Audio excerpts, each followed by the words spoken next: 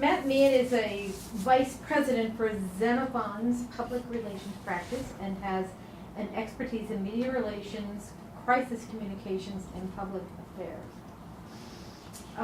In this role, he oversees account activities and provides strategic counsel to manage issues and drive traditional and online media coverage for clients.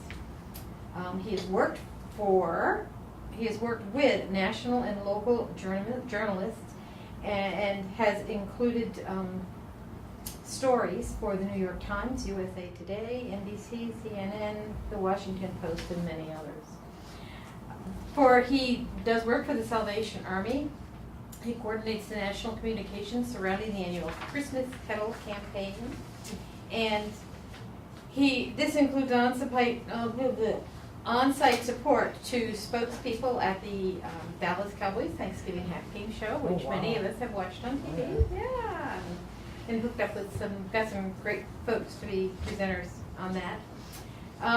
Since 2004, Matt has provided on-the-ground crisis communications for the Salvation Army in its disaster response efforts, including tours on the Gulf Coast during Katrina and Rita, and more recently, he's assisted with communications efforts in the Haitian earthquake and Hurricane Irene. In 2000, Matt interned for Congressman Connie Morello, who's a Republican from Maryland. That's a really interesting thing, I think. He's currently pursuing a master's degree of business at Georgetown University, and he's a graduate of Vanderbilt University in Nashville, Tennessee. And Matt? Thank you very much. You're on. Thank you. All right, so let's get started. So let me just start off firsthand by saying, normally when we do media trainings, we have about a full day. We get, we cover an hour or so of like talking about, how to deal with media. We sit everyone down. Everybody gets through and gets to go on camera. We're going to do it very truncated today because we have about an hour. But I am going to take you kind of on a quick sort of crash course with how you deal with media, and then I think we should at least have one time for one person, maybe two, to go on camera, and then we're going to go back and kind of watch the interview, think about some of the things that we talked about, and see how the interviews went. The packets you have on your chairs are media training scenarios that we use for these interviews. And these are all based on actual sort of events, incidents we've dealt with for the Salvation Army over the years. I've been working at my company, Xenophone Strategies, for about 8 years. I started fresh out of college, and I've been working for the Salvation Army in one capacity or another sort of that entire time. My first real experience with the Army was with the disaster response work. In Florida in 2004, there were a series of hurricanes that went through the state, and I was on a team that went down with the national office, and basically we chased around news vans for the week and tried to get the Army, some national press play. So that's kind of a lot of what we do. I mean, we sort of do two main things. Thing number one is we try to promote the Army in a positive light as best we can, and we try to sort of protect the brand when there are issues that come up, like some of the ones that are listed in the packet here. So that's a little bit about me.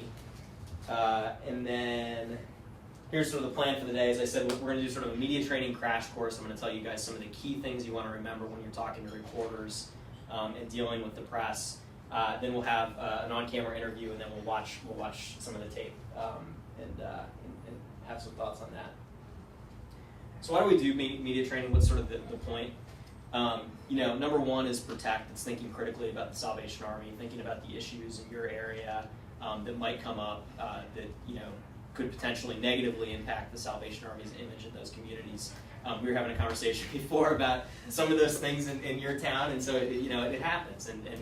Even an organization as benevolent as the Salvation Army is not immune from negative press and negative issues coming up. So that's number one. That's mostly what we're going to talk about today. But the other thing to really think about is promoting the Salvation Army in a positive light, because there are so many great programs you can be talking about. And so that's sort of the other side of that. And then finally, we want to practice. We want to try it out before you have to go on camera and do it for real.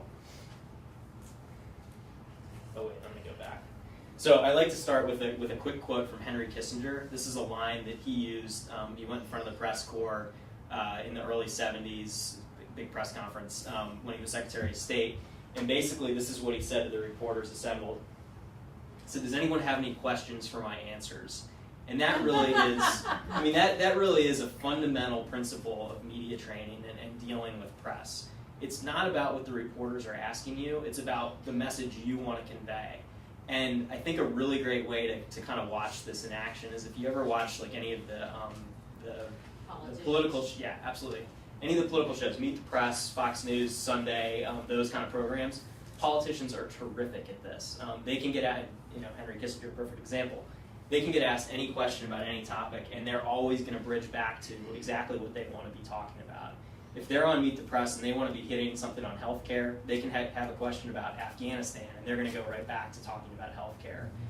So that's really the thing to bear in mind. It's not so much what the reporters ask, it's what you say to them in response. And so that's why it's so critical to kind of prepare in advance and have a message framework that you want to work from, even if it's just 3 or 4 things you want to get across. And you can always go back to that in the interview, regardless of what the reporter asks you. So fundamentally, it's all about control. And it kind of goes back to that point. It's about, you have to remember when you're talking to a reporter, you're not so much having a conversation. It's not you're not just chatting with a friend or a colleague. It's a business transaction. I mean, they're on one side of it, basically trying to get the best story they can. In a lot of cases with the Army, that's going to be a positive story, but in some cases it's not. In some cases, they're going to be looking for the salacious story. They're going to be trying to trip you up and to get you to say things that you don't necessarily want to say. So, as much as you can, you want to control that, and you want to remember that you're dealing with a reporter who has his own agenda, and it may or may not mesh with what your agenda is. So you want to control your preparation as much as possible. You want to stay in control during the interview as much as possible. You want to think about difficult situations and questions in advance, and be ready to control those. And then you also want to think about some of your nonverbal cues, your posture, what you wear, those types of things, which is important. It's not as important as the message, but it is important because all of us, when we watch people on TV, you do make kind of snap judgments about, okay, well, they look a little shifty, or they're, they look like they're sweating, they look like they're uncomfortable. So those things really do matter and make a difference. Okay, so control the preparation. So you see here, I heart Google, and it's true. Google is a great tool for people when you're dealing with reporters. A quick story on this. The Salvation Army, I won't say where this was, but this was a couple of years ago. You may have seen this story because I think it sort of went all around Salvation Army land. But a few years back, there was a reporter requested an interview with the Salvation Army divisional commander, saying he wanted to talk about the Christmas campaign. He said, I want to talk about the Christmas campaign, the economic downturn, things are really looking tough, and can you have a conversation with me about that? It was a news outlet they had worked with before, so they were sort of comfortable with it, but it was not a reporter they had worked with before. The reporter gets there, sits down with the divisional commander, and it very quickly became apparent he was not there to talk about Christmas. He was there to talk about officer compensation and officer housing. And actually in your packet, there's a scenario based on that. The interview did not go well, because frankly, the commissioner, the divisional commander, just wasn't prepared for it. He didn't have his ducks in a row because he had prepared for an interview about Christmas. What we found out subsequently was the reporter had emailed, said, I want to talk about Christmas, but this reporter, all you had to do was put the name into Google and you would have found out that this was an investigative reporter. So it was not a reporter that you're going to think is going to be coming in to talk about Christmas. So it might have, led somebody to say, hey, well, let's ask a couple more questions. Let's see if we can get a better sense of what they're after. So it really is. I mean, it's even just as simple as taking a look at what they've written before, the type of journal, the type of publication they're working for, the type of news outlet it is, and frankly, asking as many questions as you can in advance, and really trying to drill down on, okay, what exactly is it that you're looking for?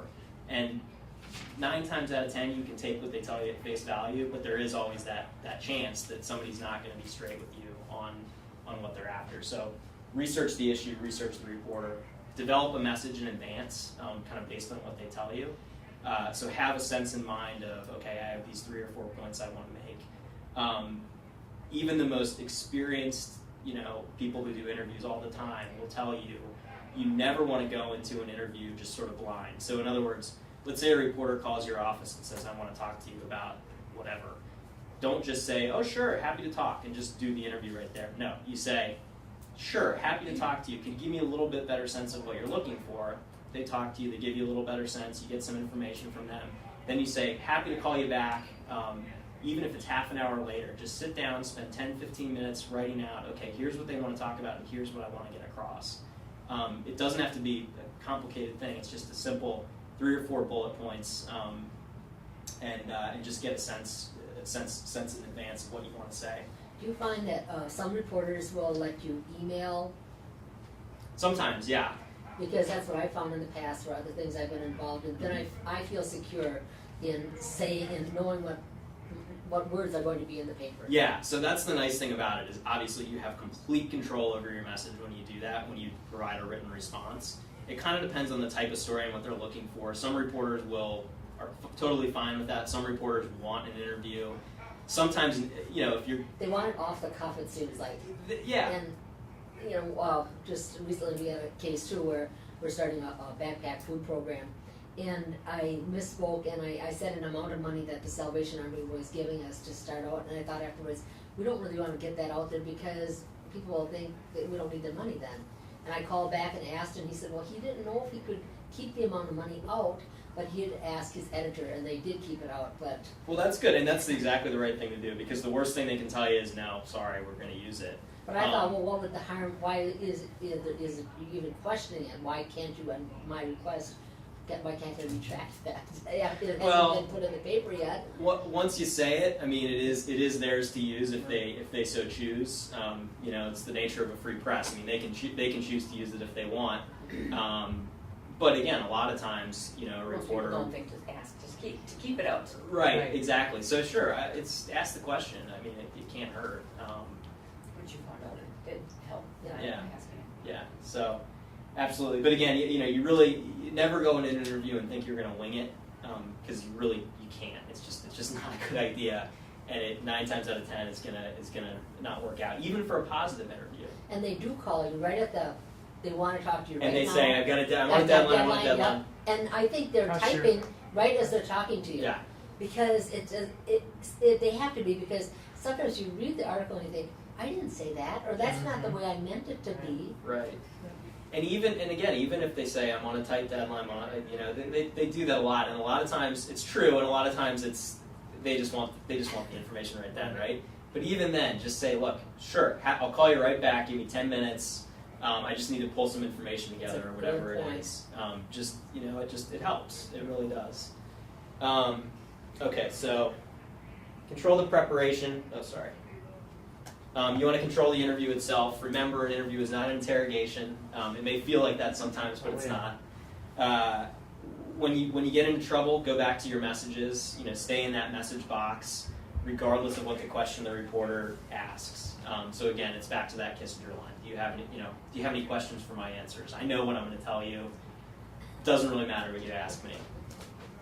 And remember that you're the expert, right? I mean, you know better than they do 9 times out of 10, especially these days in the world of journalism, where there are fewer and fewer beat reporters out there, and it's a lot of general assignment reporters who, frankly, probably know very little about the Salvation Army or even nonprofits in general. So remember, you're the expert, and that gives you a little bit of extra power there. Control difficult situations. Again, go back to the message box when you get into a sticky situation. Let's say a reporter starts asking you questions, and you sort of find yourself going down a path you don't want to be going down. Just think about that message box and go back to it. Right? Just say, let me take a hold here. Let me hang on a second.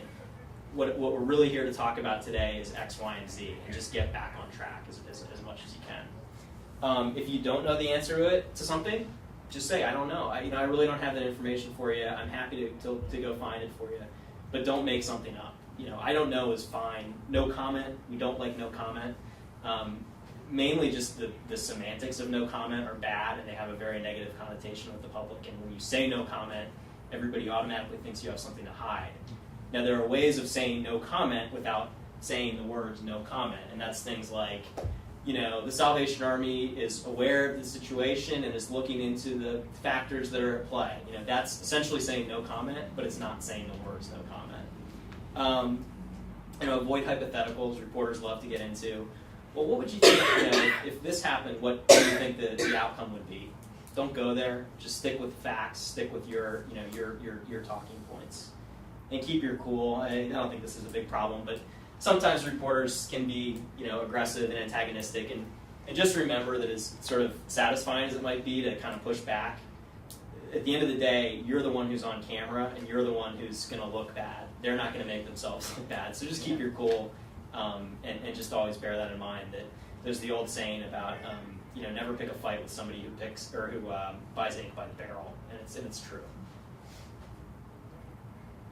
And then think a little bit about your nonverbal cues. Your tone and your speaking style. Dress appropriately for whatever the situation is. In some cases, that'll be dressing very conservatively with a tie, or for ladies with blouse or whatever.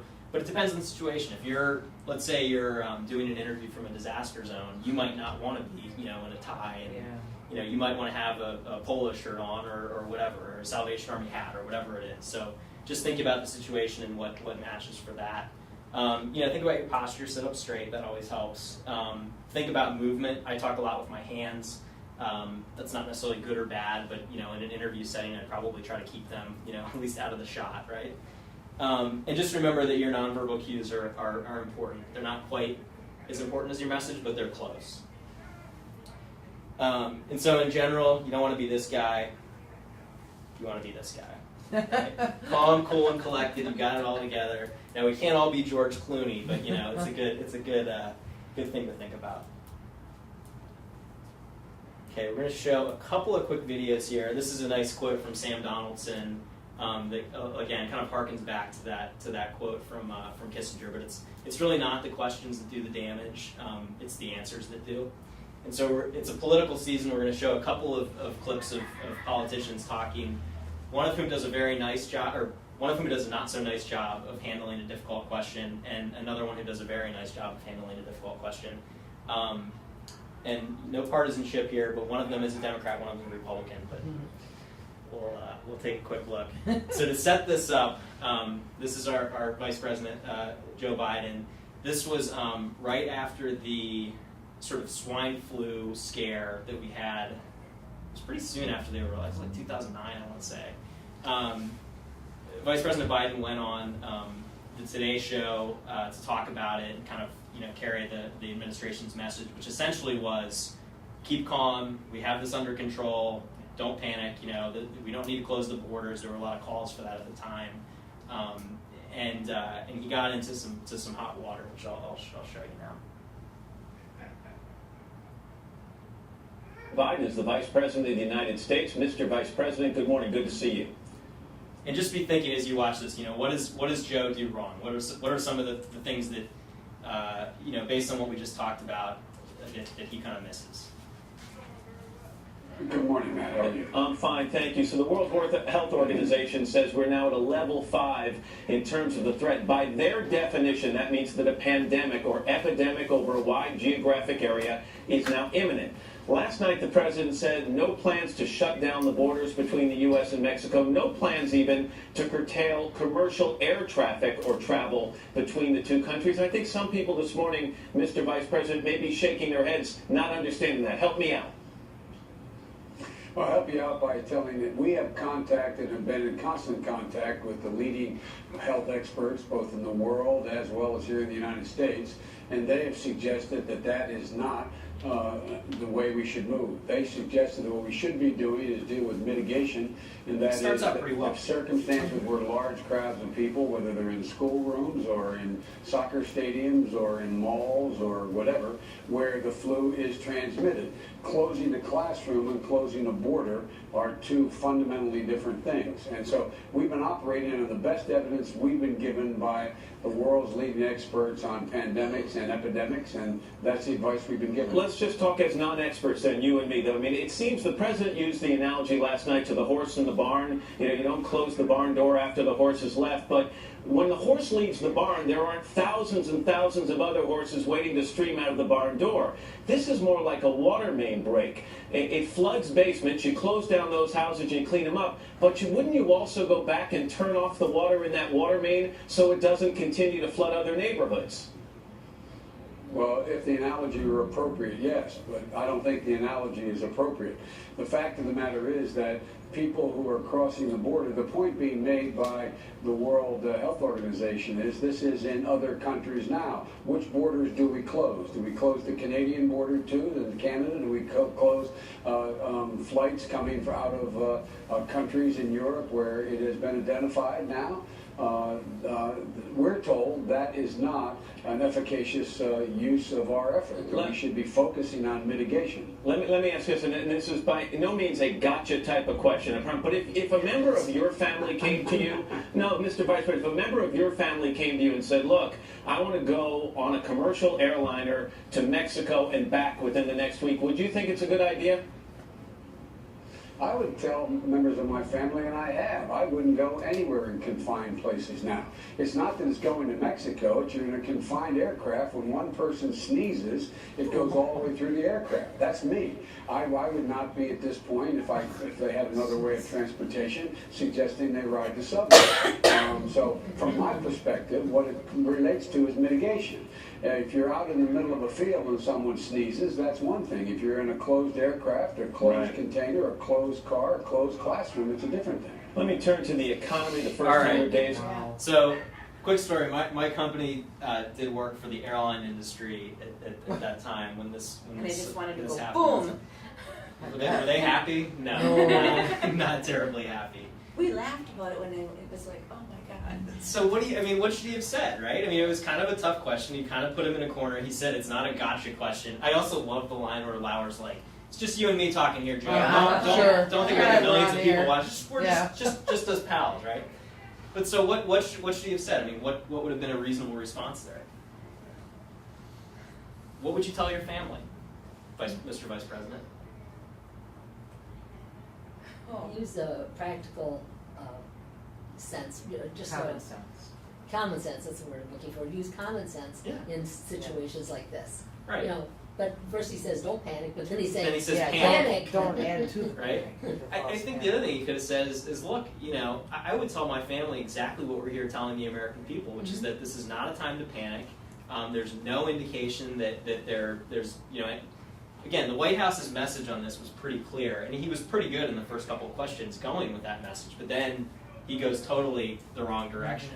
And apparently, personally, he really would have told his family. And he might well have. And it might But have you been didn't a have to say it truthful answer. on national television. Exactly. Common it's not, sense. It was common During the sense. middle part of the interview, didn't he get kind of defensive, it seemed Yes. A little bit. Defiant. Yeah, a little bit. But again, I think he was doing okay in that interview until that one question. And this is actually kind of funny too. This is this is later that day, the press conference that the White House press secretary had to do. And well, this is just funny. So I'll show it. Remarks of Vice President Biden made this morning on television. Representatives of the travel industry have accused the Vice President of coming close to fear-mongering because of his comments. And I'm wondering if you wanted to clarify or correct or apologize for the remarks that he made. Well, I think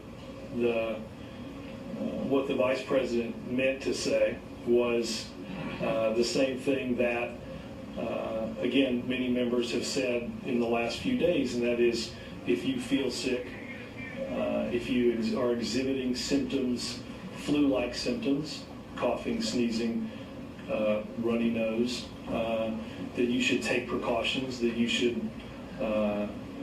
limit your travel.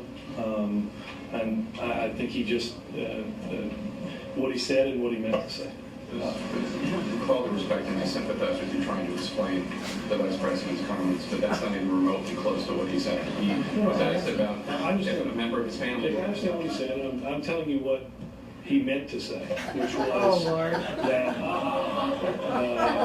if somebody is experiencing symptoms, you heard the President say this last night, if somebody is feeling sick, if somebody is exhibiting symptoms of being sick, then they should take all necessary precaution. Obviously, if anybody was unduly alarmed for whatever reason, we would apologize for that, and I hope that my remarks and the remarks of the people at the CDC and Secretary Napolitano have appropriately cleared up what he meant to say. I mean, you gotta feel Just bad. big You gotta feel bad for Yeah. Gibbs, right? I mean, he was sort of in a no-win situation there, but he literally got laughed at by the press corps, which is never fun. But again, it really does go back to this point about, people talk about spin and all this stuff, and I think that's kind of we don't really like that term, because I think really what we try to do is we try to be truthful, absolutely, but we also try to be smart about what we say, and in this case, whatever the truth was about what Joe Biden would tell his family is not, it doesn't really matter what he would tell his family. What matters is what he's telling the country. I mean, that's his job. And that's something you always have to keep in mind is, let's say they ask you, okay, well, what's your personal opinion about how the officer compensation system works or whatever? And maybe you do have a personal opinion that's different than what the Salvation Army's opinion is. Just remember, you're there representing the Salvation Army. You're not there representing yourself. You're representing the organization. So it just is a good example of how it can get you into some hot water. Now we'll watch one that goes a little better. This is Charlie Crist, who was then governor of Florida, and he was on CNN. This is during the 2008 election, talking about John McCain and some other things. So we'll watch this. 15 days until Election Day, and the candidates are working furiously to win the battleground state of Florida. It's home to 27 crucial electoral votes. And the newest CNN poll of polls in Florida gives Barack Obama just a 3-point edge there. Joining me now, John McCain supporter and Florida Governor Charlie Crist. Great to see you this morning, Governor. You too, Karen. How are you this morning? Great, thanks. We had early voting in your state starting Monday, and in Florida, we heard from some of our reporters who actually went through the process, long lines, people waiting up to 3 hours, and some problems with machines. In fact, I think some of the touch screens ended up not working as well as they were supposed to, so they went back to paper ballots. How concerned are you about how the voting is going in your state? Well, the voting is going very well, and early voting is sort of a new concept. We're very pleased to have it here in Florida. You're right, it started on Monday, and we're getting record turnouts. The Tallahassee Democrat reports this morning that the only thing that isn't showing up are problems, that it's going very smoothly. So I'm very pleased about that. I hope that will continue. I believe that it will, and we should have a record turnout for this election. I know what you're saying, that you're still working out the kinks, but do you think 3 hours is how long it should take people to cast a ballot?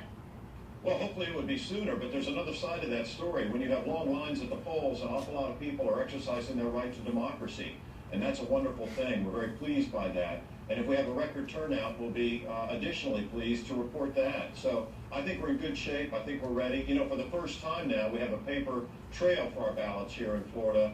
I worked across the aisle, as a matter of fact, to get that done with Congressman Robert Wexler.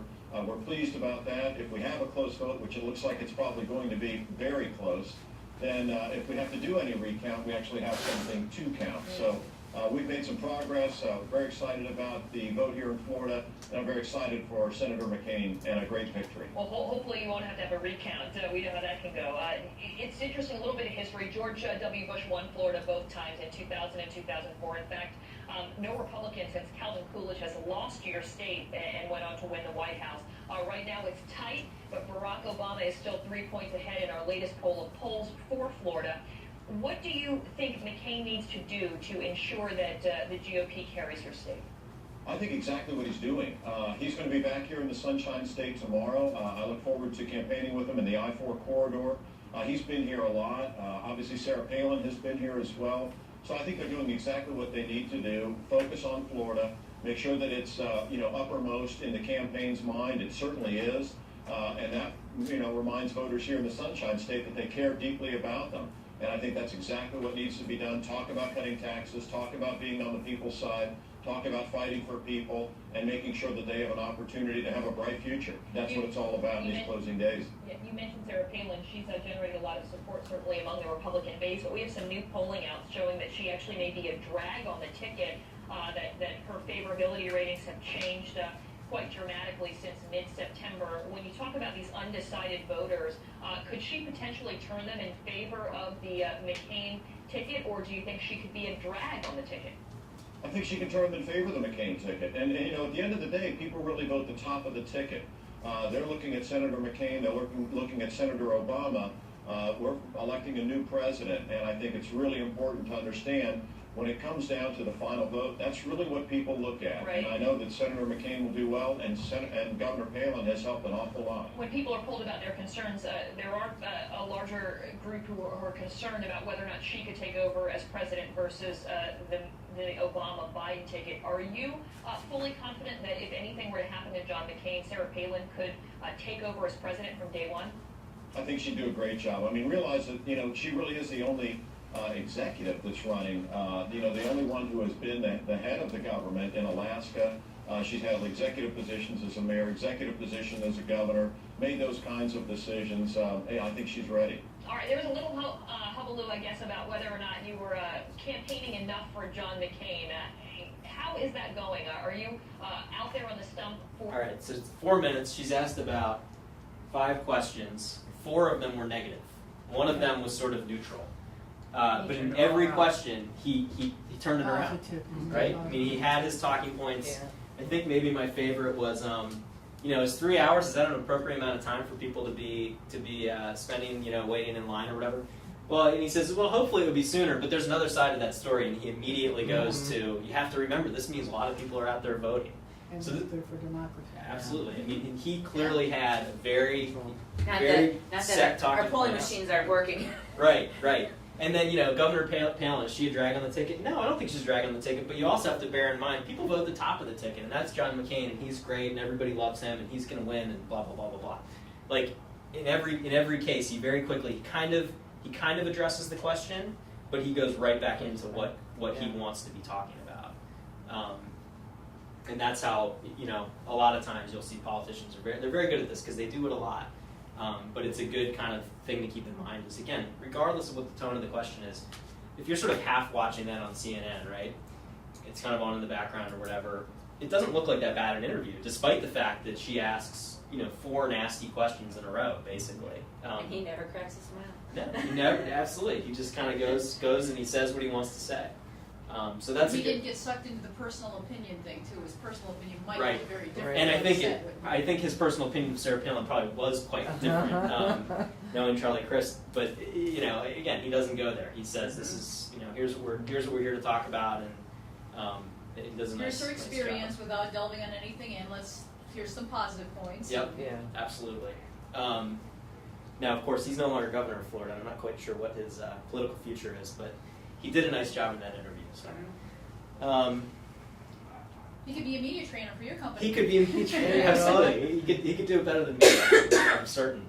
All right, so that's kind of the crash course on media training. We have about half an hour, it looks like. It's probably enough time to get 1 or 2 people on camera. Who's interested? I'm on. Okay. Well, let's start with that, and we'll kind of see if we have other brave souls. Okay. But do you have like a scenario? So you can pick a scenario from the book. If you have another, issue in mind, you'd want to do an interview on something that's actually going on, whatever. Well, let's see. Let's try either discrimination or officer housing. Those sound. Okay. Those sound like something that might come up in my neck of the woods. Sure. Do you want to take a quick? You gonna make you up? Gander at the You might book take a and quick see what my- gander at the see book. what my Exactly. See what your talking talking points points are.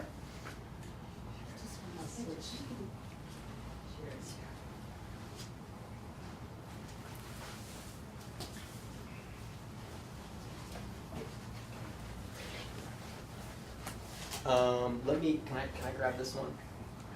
Sorry, keep moving you around. Okay, so what page are we on? Well, what do you want to do? Discrimination or officer housing, or you don't care? What was the discrimination about? Gay Oh, rights yeah, for we've had protesting some the army. You've had that. Okay. Facebook crap about that. Don't use those words on TV. I wouldn't. No. Okay. So yeah, this is something we certainly deal with every year, pretty regularly, and certainly at Christmas. And I think our real primary point on it is, look, the Salvation Army is absolutely an evangelical Christian church, and we have our theology, and it is what it is. But what you have to bear in mind is that we don't discriminate in service. Anybody who comes through our doors is going to get help, and and you simply don't discriminate, and that's kind of what we go back to on. Okay, all right.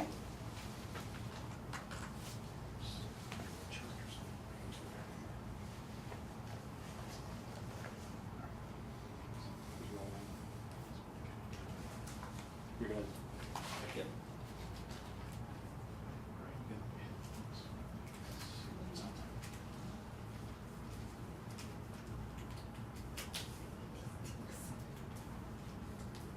You want to go ahead Guys. and give us your name? Yep. I'm Julie Nelson. I'm the development director at the Salvation Army. Good. Okay. Great. Julie, thanks for coming in to talk to me today. So tell me how the Christmas campaign's going so far. Oh, it's going very well. We're seeing a lot of activity at our kettles. I think people are really responding to the need this season, and they're coming out and really giving what they can, and that's going to help us a lot this year.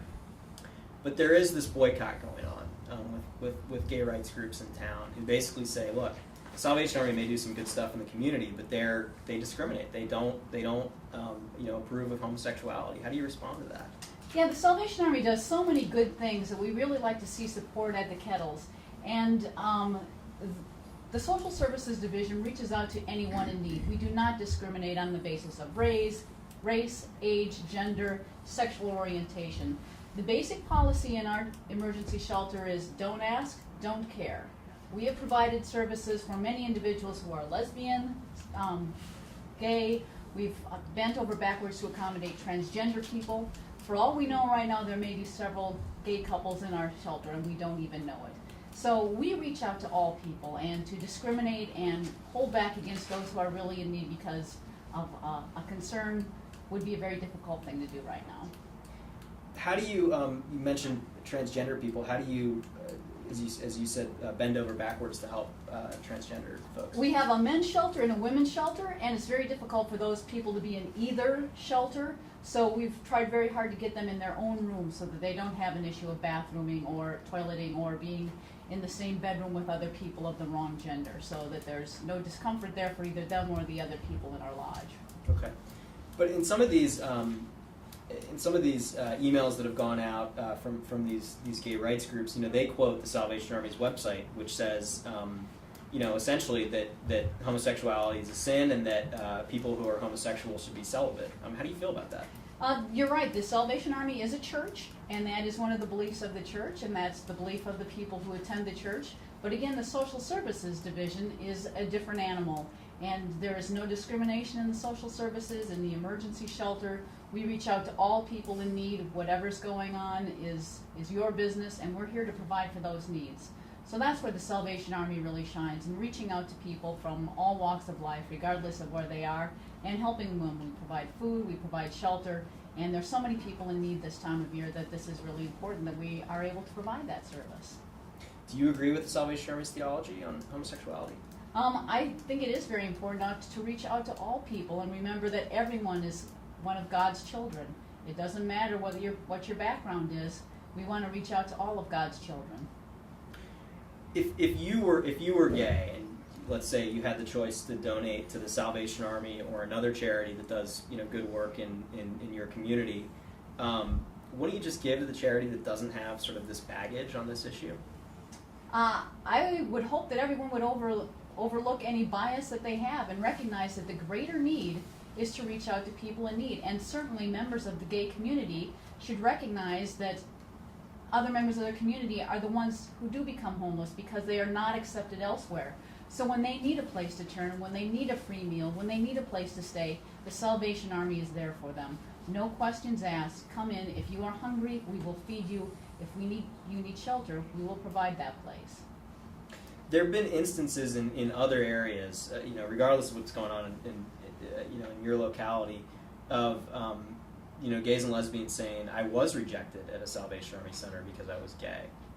Yeah, and I can't speak to any specific examples. I don't know exactly what went on. I've seen many people exaggerate stories as they come out just to try and get more attention. We don't condone heterosexual people having sex in our emergency shelter, so we wouldn't condone the same activity between a gay couple. So it's very possible that this gay couple said, oh, they wouldn't let us sleep together in the same bed while there were 4 other people in our bunk room. Well, that would not be appropriate activity no matter what your sexual orientation. So again, I don't know the specifics of that, but it's very possible they were just stretching a story and it sounds worse than they're retelling it. What about let's say a legally married gay couple came into a center? What would the response be? I don't think you want to see anyone in your bunk room having sex, no matter how long they've been married or what their sexual orientation is. It's a private act between 2 people, and it's not something that should happen in a bunk room that is shared by other homeless people, other children. And that would be the same, a straight couple or a gay couple? Mm-hmm, exactly. Tell me a little bit about your hiring practices, because that's been another sort of bone of contention in these emails that have been going around. Basically, people saying that the Salvation Army discriminates in hiring and will not hire gays and lesbians. Well, that is absolutely false. Our Major Paul has worked in Madison before, and one of the best people on his staff was a gay man who was very openly gay. This man worked there for several years, and he did a fabulous job. And if you need to hear more about that, I will connect you with Major Paul, because he will tell you in no uncertain terms that the Salvation Army does in fact hire gay people, and they certainly are capable of doing a great job. What about an officer, though? Would an officer be allowed to be openly gay? You know, I don't actually know the answer to that one. I might guess no, because that officer would be an ordained minister, and that would be part of the church function, which is, again, is a separate part of what the Salvation Army does.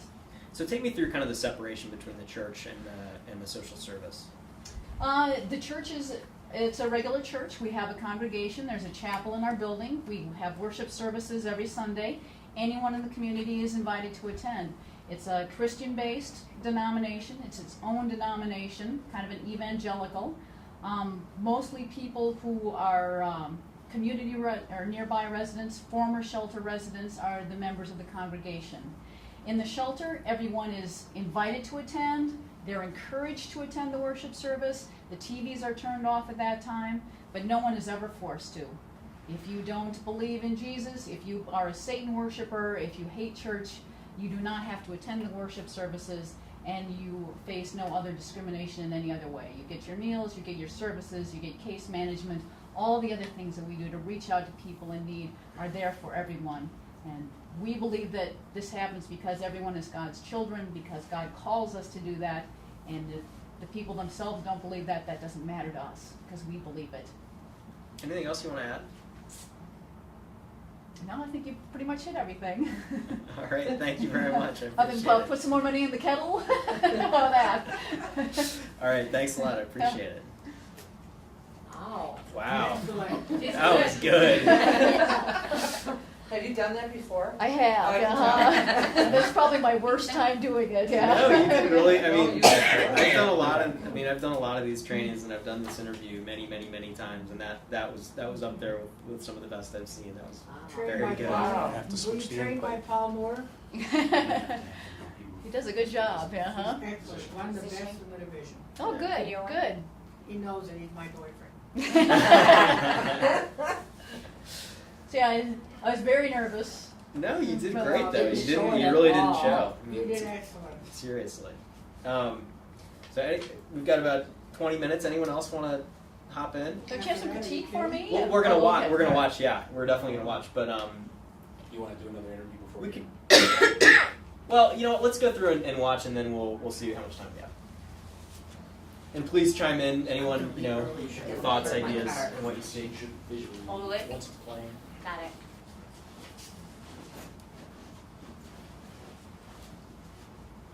Fast forward and it should go backwards. Okay, you should sit right here, then you'll look a little bit better. Yeah. Well, and that's a good. I mean, in a real, interview setup, we'd have it set up probably with the camera over your shoulder, or I'm sorry, over my shoulder rather. So then you would be looking. A little awkward. Yeah, it's Yeah, this room is kind of strange. this room setup's a little Ready? off. Yeah. That's forward.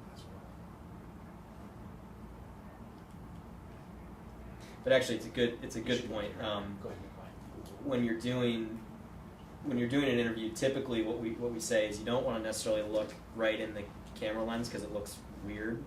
You would be let's say you're in a setting where you're talking to an interviewer like me. Again, typically you'd have the camera over my shoulder. You would look at me, and that will look pretty natural. If you're in a setting where it's let's say you're in a room and you're on satellite or something, you wouldn't look right in the lens. You maybe look right above. If you're just right in the camera, and then it just looks funny when you look straight into a camera lens. So, it's a little tip.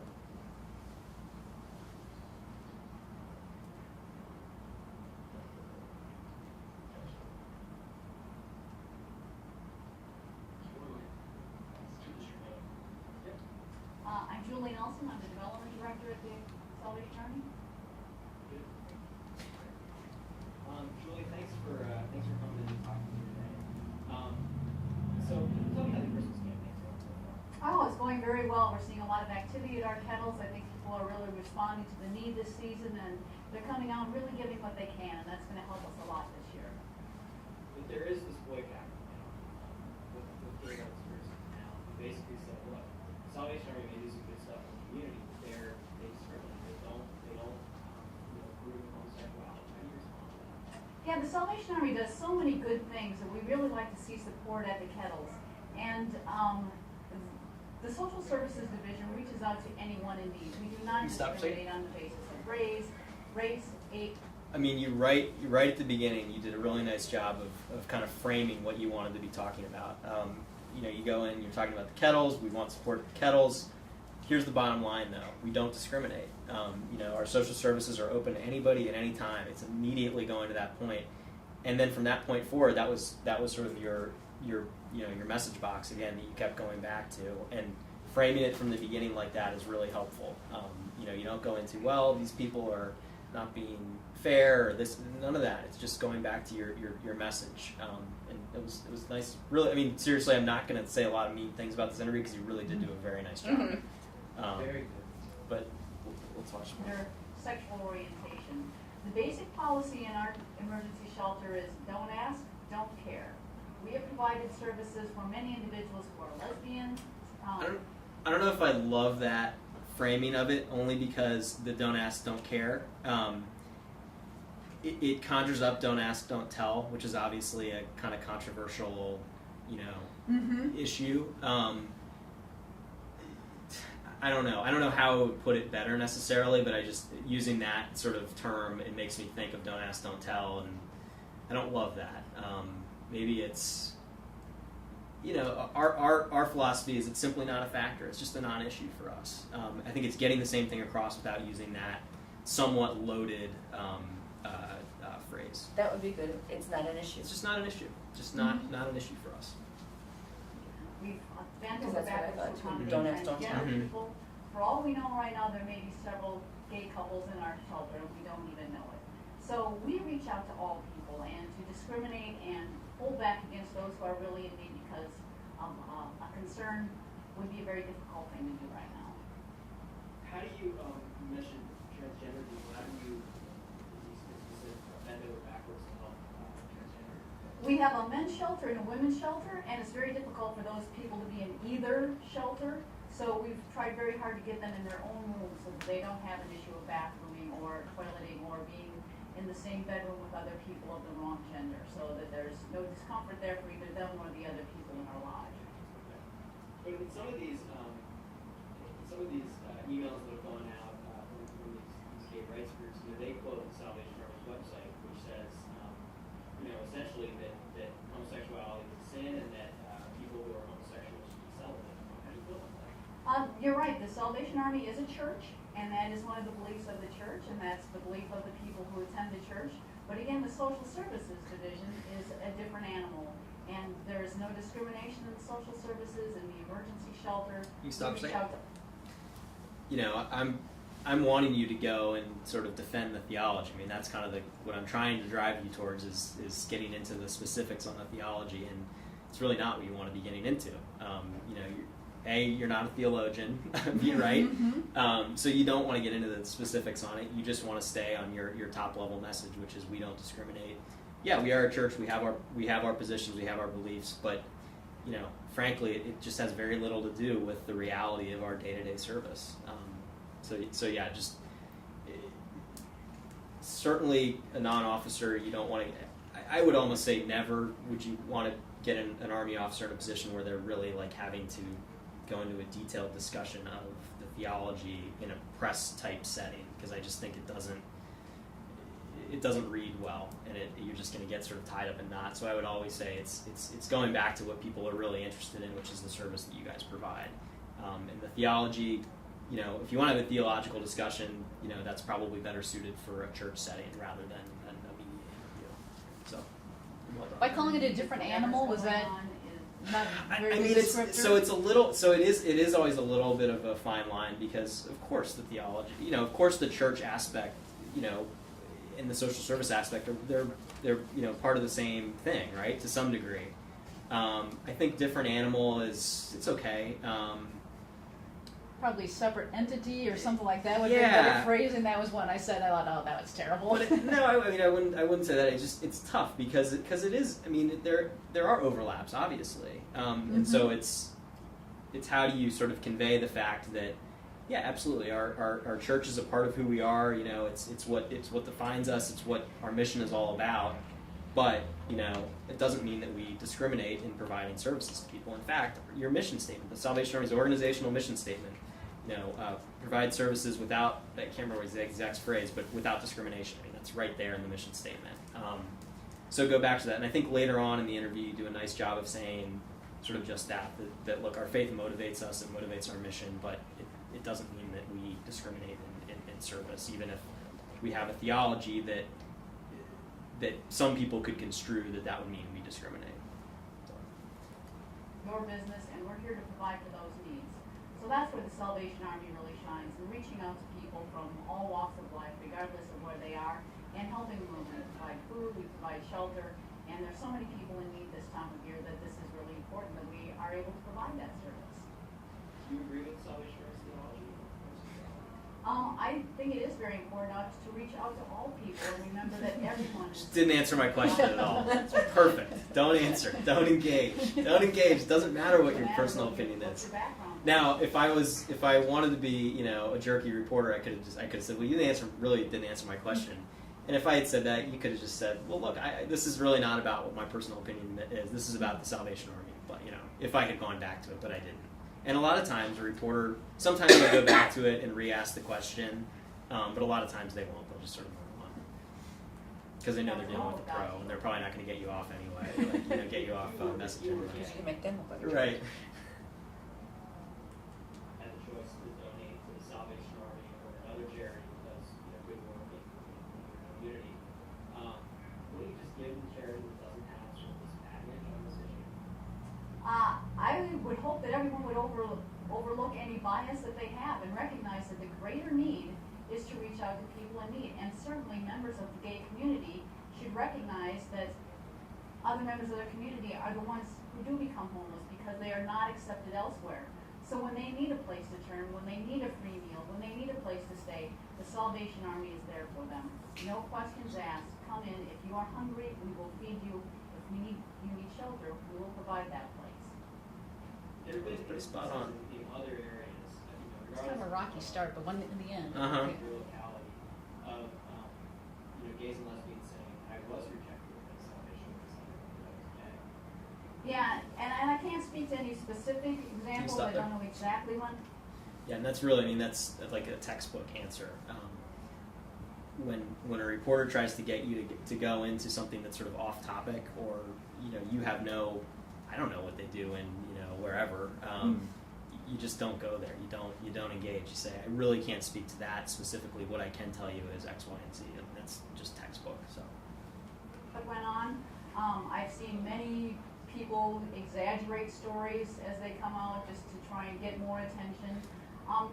This I didn't love. I think you run the risk of, okay, so you're saying that people are like lying and telling, you can see how a reporter could go down a path of, what do you mean they're exaggerating? This is just facts, and maybe there is an example that's absolutely true and absolutely verifiable. So I would be a little careful on that, on sort of speculating about what happened or didn't happen, and I would just stick with, look, I really can't speak to that. I don't know the specifics on it.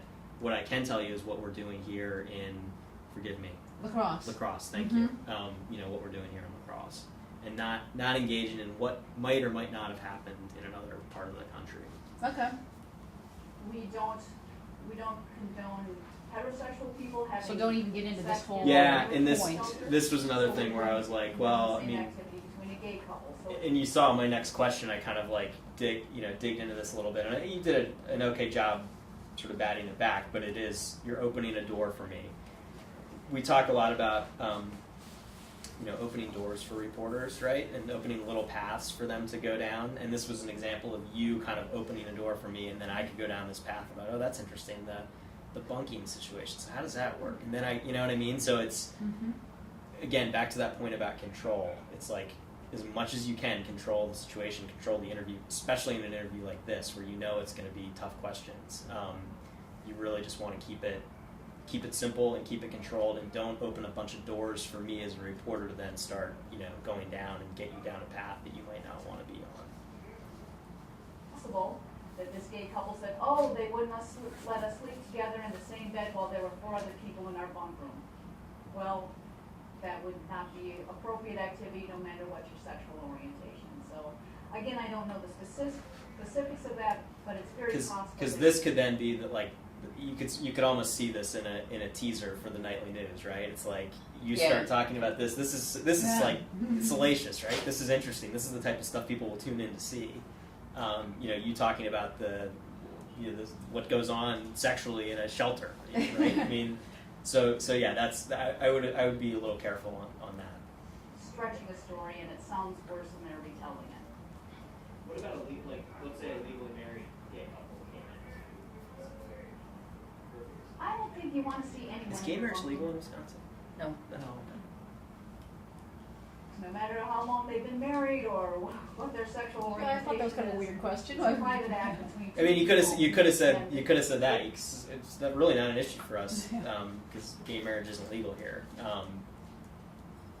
and just left it at that. Happening in a bunk room But I shared mean, by- that said, it is actually, this is a question that we grapple with because in some states gay marriage is legal, and so it is that question of, okay, well, if we let a heterosexual married couple, let's say, stay in an apartment or whatever, do we let a gay married couple do that? And I don't know that the Army has like an answer on that. I think it's kind of every area makes their own decision, but it's going to be more and more of an issue, I think, in the next 5 to 10 years. So anyway, Homeless people, other children. And that would be the same a straight couple or a gay couple. Mm-hmm. Exactly. Tell me a little bit about your hiring practices. That's been another sort of vote of contention. Emails basically people saying, sorry, discriminates in hiring, will not hire. Well, that is absolutely false. Our Major Paul has worked in Madison before, and one of the best people on his staff was a gay man who was very openly gay. This man worked there for several years, and he did a fabulous job. And if you need to hear more about that, I will connect you with Major Paul because he will tell you in no uncertain terms that the Salvation Army does in fact hire gay people, and they certainly are capable of doing a great job. What about an officer? I don't actually know the answer to that one. I might guess no, because that officer would be an ordained minister, and that would be part of the church function, which again is a separate part of what the Salvation Army does. So take me through kind of the that's correct. You might have known that. The church is. That's a pretty good guess. Yeah. the church And that is has more or a less how we congregation, there's a answer that chapel in our question. building. It's look, Salvation Army employment is open to anybody who can do the job. There are certain ministerial positions where, yes, there are requirements. For example, you're not allowed to drink. You're not allowed to smoke. There's lots of stipulations, just like any other church has stipulations, and that's kind of how we address that. It's a special case with officers. Worship services every Sunday. Anyone in the community is invited to attend. It's a Christian-based denomination. It's its own denomination, kind of an evangelical. So I'm telling you more than you Most really people- want to know, kind of boring you, go, no, I gotta get out of this, enough. It's fine. That's fine. Community or nearby residents, former shelter residents are the members of the congregation. In the shelter, everyone is invited to attend. They're encouraged to attend the worship service. The TVs are turned off at that time, but no one is ever forced to. If you don't believe in Jesus, if you are a Satan worshiper, if you hate church, I'm not sure I would have said nothing. that. Just again, in terms of the things I'm going to pull out of a report, I probably would pull that out too. But I get your point. Discrimination in any other way. You get your meals, you get your services, you get case management, all the other things that we do to reach out to people in need are there for everyone. And we believe that this happens because everyone is God's children, because God calls us to do that, and the people themselves. And that's what I really loved this at the end, just talking about, look, it's our faith that motivates us, absolutely, and we're unabashed and unashamed about that, but it does not mean that we are, going to discriminate, based on theology. That doesn't matter to us, because we believe it. Now I think you've pretty much hit everything. So one thing, let me out of here quick. One thing at the end of interviews, Yeah, put my money in the bowl. yeah. At the end of interviews, a lot of times a reporter will say that, anything I missed, anything you want to add. And one thing you can always do there, if you want, is take it as an opportunity to kind of reiterate your key message. Because sometimes if you really nail that at the end, it's another piece they can pull from.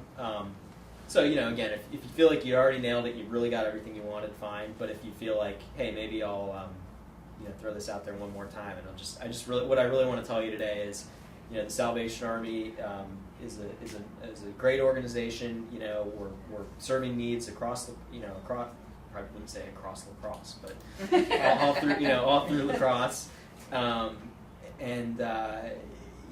There's simply no truth to this notion that we discriminate. We're absolutely actually, I wouldn't say that because you're leading with negative. I would say we're absolutely open to everybody who comes through our doors, and we're here to help. Something like that. That's a but tighter and better than I just ramble. So take that opportunity if you feel like you want to just sort of one more time get your key message out there. Yeah, that's a good idea. Just in case you tripped kind of earlier, or there was a little glitch in their electronics and they can't use that byte or something. And another thing, I mean, in a setting like this, obviously it's different if you're sort of live or whatever. But in a setting like this where it's a taped interview, if you stumble over a word or you stumble over something, I mean, they want a good soundbite. That's what they're looking for, is those good tight sound bites. So if you sort of stumble on something and want to repeat it, just say, hey, can we just do that one more time? I want to try to nail that question. And yeah, often they're totally fine with that. Okay, that's a good point. Well, it looks like we're right about at 3. But you did it so well, nobody even wanted to think of it. Spared us. Thank you, guys.